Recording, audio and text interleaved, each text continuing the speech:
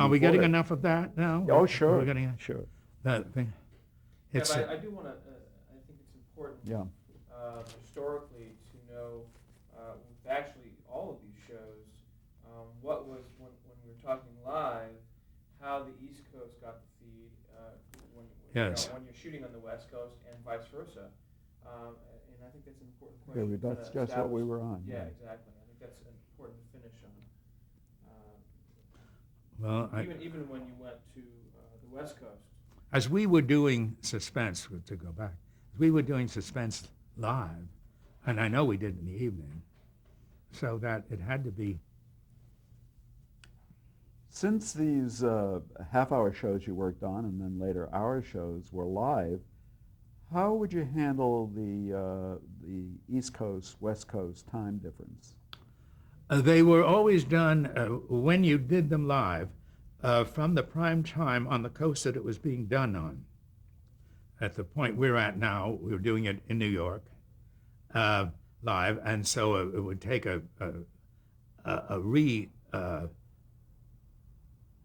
if they sent it out live, which they might have done earlier, long before I came on Suspense, it would simply have come on in the late afternoon Yes. or very early evening. It could be that I'm not remembering clearly on that Suspense in New York could have been on at 10 o'clock. Right. It was only half an hour. So they really could have gone on at 7 in the coast, you see. Right. But were they using kinescope as well? But they made Kenny's as well, Yes. so that they had their choice to do either way then. In the early days of Suspense, I did not know about. That's when Robert Stevens was doing it. You mentioned previously working on Summer Studio One. What was the concept of that show? Was it to be a sort of a lesser version of the Studio One that was shown throughout the I year? think it was probably, I don't know that lesser is the correct word, but I think that it did have that feeling that the first team did not do the summer theater. That was when Worthington Minor was producing the winter shows. And the two leading directors were Franklin Schaffner and Paul Nickel, and they were the only two directors on the thing. And they tried to have, when they could, get major stars. Charlton Heston did quite a few. They tried to do what they could to get the stars. I think in the summertime, when they did 8 shows, they still wanted leading players, but they didn't have people quite up there in the star range. And I produced, and we had different directors who were not on Studio One during the winter time. So it might have been a kind of a farm for Studio One, or else just they would do a good show. I always suspected that we had a lower budget for the summer, and I think we did. I never quite found out. But Do you recall if you had the same sponsor, the same avatar? yes, we did, because it was always Westinghouse. Westinghouse. Even though Betty Finesse couldn't get the refrigerator open once. On one of your shows? No. No. But Westinghouse, it was certainly their show. They were highly identified with Studio One. After Summer Studio One, where did you go next? After Studio One, I thought maybe I would be on Studio One for the following winter, for that winter. But Worthington Minor was still there, and they certainly weren't going to change him. So my next assignment was very interesting, and it was my final one in New York. I did the first color hour that CBS did. It was only one a month, star-loaded, absolutely star-loaded, and the best directors we could get, and good directors they were. I mean, not just the best we could. And it was the big new toy of CBS for that year. So it was a big plum for me to get it. It was cold? It was called The Best of Broadway. And it literally was. It literally was. The only problems were, well, there were a lot of problems, but the problem was that the network was very much involved in the 8 plays that were chosen to do. And right, because each one was a very special event, you see, for them. And so, and they picked only prior Broadway hits. But we were doing them in an hour. So that we just had the bare bones of plot. I mean, you didn't have time for the jokes. You didn't have time for the nuances. Nothing. I mean, if only an hour and a half, 90 minutes had come in by that time, we would have been in clover. But because I used to do some plays on that. But this had to be done. Well, everything was difficult because, for one thing, nobody really knew how to do color. Color meant color. But it shouldn't have meant purple and green and orange and blue all on the same shot, you know. It was dazzling. And the idea that you would do a room that was done in cream color or something with a tiny little note of color, that was, what the hell's the point in doing color if you're not good? And so we had to put up with an awful lot of things. Also, a lot of very poor skin tone and all the things that we were trying to do. There had to be very few sets out there that could receive it in color. Almost none. I mean, you know, but an awful lot of, from the network point of view, everything good was going into this. When I did say finally at one point, there was no way to get all these people that you want, so star-studded, that we're going to have to pay them all. And he said, on that, they said, just don't worry about it now. You come when you need to, when you got people you want. Maybe we should explain that CBS was in a color fight with NBC and had its own system and was waging this fight, a publicity fight in Washington, Absolutely. to get its color system adapted. You're absolutely right, which was probably the reason that they had a very open palm for the show, and also felt that they had to get on with it in the best possible way because they were already behind time. Where did you do these shows? Where? Well, I think we were at what used to be the Ed Sullivan Theater. Yes. I believe that's where we did that. I did something in Liederkranz Hall, but I don't think it was the Best of Broadway. I think that was something else. And what was your routine in staging these shows? Well, these were done in, I've forgotten how long we rehearsed. They had a good rehearsal period, perhaps 3 weeks. We had not the same director each week, each show, so we could vary the time. And we were on camera. Camera time took a fair amount, although it was only an hour, but not an hour and a half. But the color cameras were so unwieldy, and the lighting was so difficult, and it all just took ages. It took a lot of time. We also had people for my first cast for the Royal Family, which was George Kaufman and Morse Hart. And Morse Hart. And please tell us who was in the cast. Helen Hayes, Claudette Colbert, Frederick March, Charles Coburn, the girl from who later was in Sunset Boulevard, Nancy Olson. They were the leads in the a young man with a name you'd know, but I don't. And they were the leads when we did the Man Who Came to Dinner. A great show to do when you don't have time for the gags. You know? We did have enough of them. We had Monty Woolley from the original company because I thought that nobody played it like him. Other people had in the interim, but he was so wonderful, and he played it. We had for the two women, Merle Oberon and Joan Bennett. For banjo, the silent one, Harpo Marx. For the other funny man in it, Bert Lahr. I mean, it was just a street. And some of them had people like Bert Lahr and Harp had small parts, you know. And were some of them making their television debuts? Some of them were. Some of them were, and they required a lot of attention in many ways. One of the things we really ran into there, which was a rather difficult thing for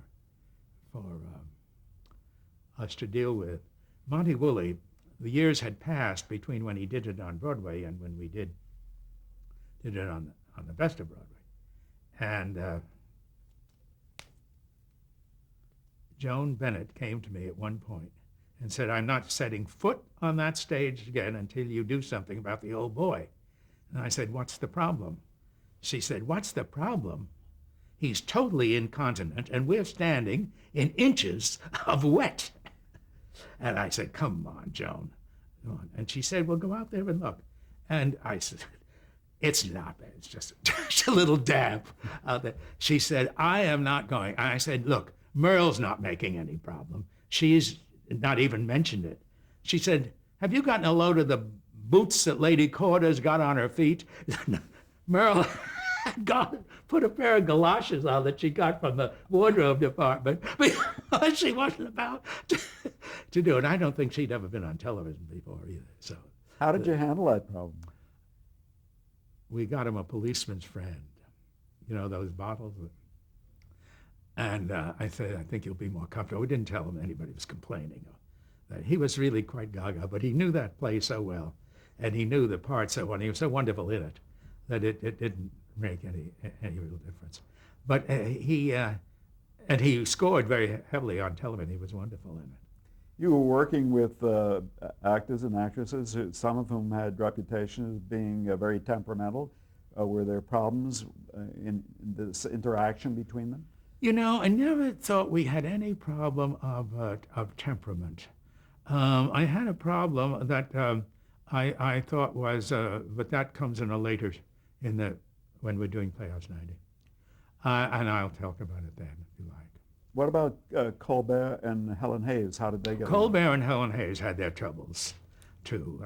I'm glad you reminded me of that. This was Claudette's debut in television. And Miss Hayes had first billing, so there was no question of that. I mean, Colbert's agent was told this is the way it's going to be, and this is the way it was. But Colbert didn't forget for one moment that she was on every best-dressed women's list in the country, always and always had been. And she was playing the fashion plate, the daughter in this, the middle daughter, the middle generation. Helen was like a 70-year-old lady. Claudette was like a 35 to 40-ish, and Nancy Olson was 18, 19. So she was just constantly away from rehearsal at Hattie Carnegie's, where they were making her clothes, which was unheard of in television. You know, you went to a place and you bought something, but everything was being made for her. And finally, Helen Hayes blew up in when it was like a day or two away from, a couple of days away from show time. And she walked off the stage, and the rehearsal stage, and said, "When the lady reappears, you may call me in my dressing room." Well, I had told Claudette, much to my sorrow there now, she was very nervous. First she'd say, "Yes, I'll do it." "No, I won't do it." "Yes, I'll do it." She was wavering about doing television. And she also was fussy about how she was photographed in it. So she said, so I told a little untruth to get her, like an outright lie. I said, "Helen Hayes absolutely must have you in this part. I'm terribly afraid she won't do it at all. She's practically said so if you don't do it." Well, that turned the tide, and Claudette signed. And I thought God would forgive me in television heaven sometime. And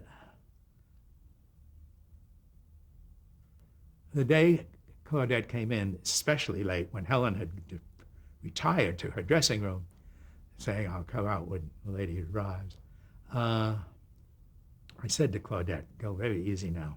Helen is very upset because she didn't think." And they finished the thing. And Helen Hayes was really not playing now. She was getting a very frosty rehearsal performance. Finally, that ended, thank heaven.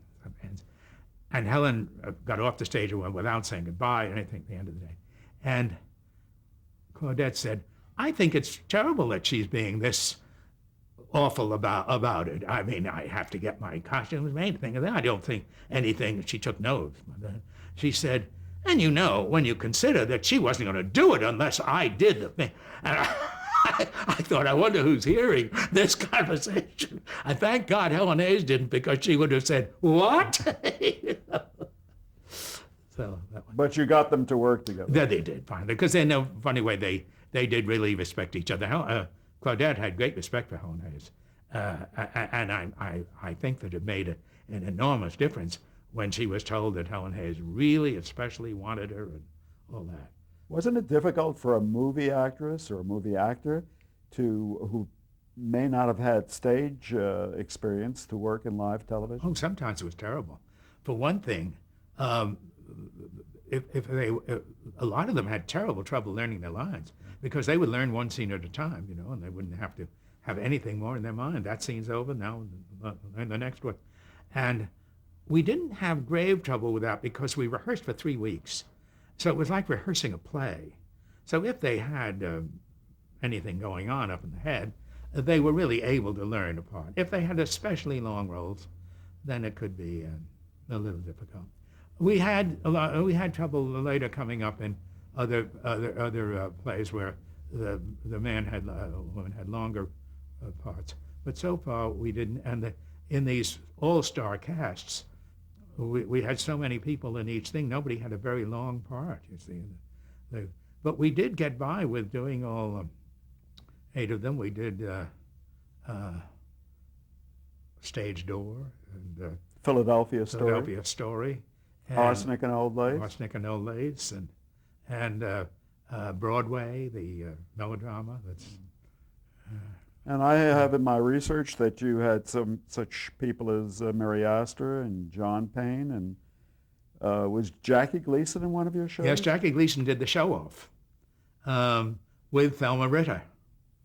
Now, there was a case that could be called temperament, except he was such a kind of easygoing, that kind of guy. He learned very quickly. He also never worried because he could wing anything. And he liked the part, he loved the part, but he knew the character so well, he could really, if he didn't get a line, he could make up one. Thelma Ritter was a marvelous comedian. She had longer part than he did. And she was very nervous about rehearsing without him. He was there. We were rehearsing in New York, and he was right there, but he would every day have a different excuse for not coming. And and he also always got away. I'll be there tomorrow. And he'd go and hug Thelma. So I hear you were worried.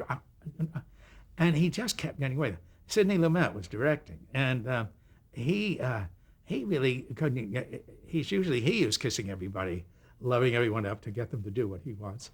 But in this case, we had Jackie and Sidney doing it, but he couldn't get Jackie to really come on time. And there was no point having an understudy to rehearse with Thelma because it was foolish. So we finally just said, we're too close to the air date. You've just got to come to rehearsal. So we did. When he started to come, he was not only wonderful in the part, but he knew the words and he knew everything. So those things that could have been, Thelma Ritter, that could have gotten to the point where she would say, I'm not doing this. Get another girl, I'm out. But it never came to that because I think we both, not only I, but the directors that we're working with, we made a big effort to make people happy. We truly did. Did all of the live productions come off without mishap, or were there some memorable Well, there were flubs some memorable of some kind? flubs. There was a thing in Climax. Have I done Climax? No, we haven't gotten to that yet. But I'm talking about Best of Broadway here. No, we didn't have any big fluffs on Broadway or anything. The hour, now it seems to me the hour was so simple. The problem of live mostly was costume changing and change of sets. That was the big problem. Well, these Broadway plays, most of them were in one set, you see, so we didn't have that. once we set up on the stage, we were there and we rehearsed in the set for some time with the props and everything. So the actors really had quite a good deal of experience, good experience, as you say, because the Best of Broadway was a special project of CBS. So we were given that kind of time. And you had a strange bedfellow. You were on once a month because the other 3 weeks was the Pabst Blue Ribbon Fights, wasn't that? Yes, I think so. So you were the companion piece Yes. to... I never got a chance to watch those, but I think that's what was on for the 3 weeks. Yes. So it was odd that they would think the people who were used to seeing the fights are now Wasn't going to come exactly audience flow there. on. Was that the last series that you did in New York? That was the last series I did in New York, and I didn't even get to finish that because CBS was so used to, I think, just yanking me and putting me on to the next thing, and I could never complain because there were always so much better opportunities and also so much better paid. So there was no real reason to say I don't want to do that. But I did feel it was a bit odd to be taken off. I had only 2 more shows, I think, to do on Best of Broadway, maybe 3. What show brought you out of New York into California? Climax.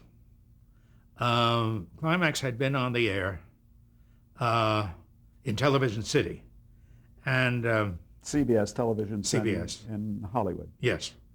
And they had the Rocky Road, as the show does, the beginning of New Hour show.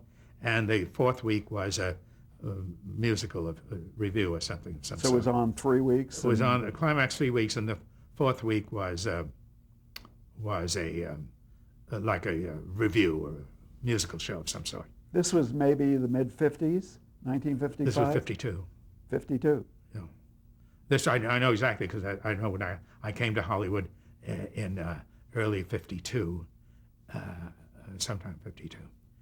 And Climax had already been on the air and remained on the air. I took over from the very hot producer they had, Bertain Windust, who had been a Broadway producer and director, directed Life with Father.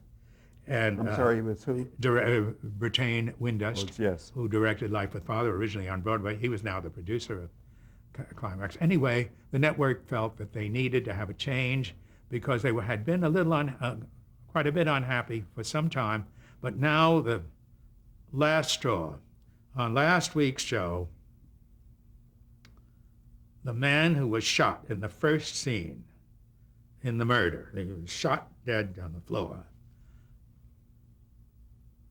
He was just an extra. I mean, his character had nothing to do with it. The leads were playing detectives and things. The guy didn't know anything about television, even extra. He was getting $40 a day, and one day. And he didn't know that you had to look at the light on the camera to know that the camera was off, the light was off, and the camera was no longer on you. He, at one point, heard these guys talking over him, these 2 so-called detectives, and they were just talking on. It went on, the scene went on, and he thought, oh, it must be safe for me now. He got up, dusted himself off in full view of the audience, and walked off the set as if he knew what he was doing. I mean, just think, well, in the early days of television, that could have been a big joke, you see, and that everybody would make something of it. But now, when you've got a new hour show and everything's riding on it, and CBS and Television City was not being used much, and this was the almost the reason for having it was to bring out... It's a very prestige show. Yes. So because an hour was the biggest thing you had in those days. They immediately fired all the leading people. I mean, not actors because it was an anthology, but the director, the producer, the story editor, who had nothing to do. He didn't even know what happened. He wasn't there. He wasn't. I mean, they fired the 2 story editors. They just got mad, and I was the one to come out and make everything wonderful. I said, this can happen to anybody. Did you have a reputation at that point of being sort of a troubleshooter for? Well, they never said so, but that seemed to be what was happening. Every time there was a problem someplace, I took over the show. And it was always a better show than the one I was doing. I mean, a more important show than the one I was doing, so I really couldn't beef. But it was not very convenient for me to come exactly that time. Anyway, I came out, and that's when we had to bring a director because they fired the director too. And I brought John Frankenheimer. Where did you find John Frankenheimer? Well, I had only seen a couple of shows that he had done on suspense and danger, I think, one each or something.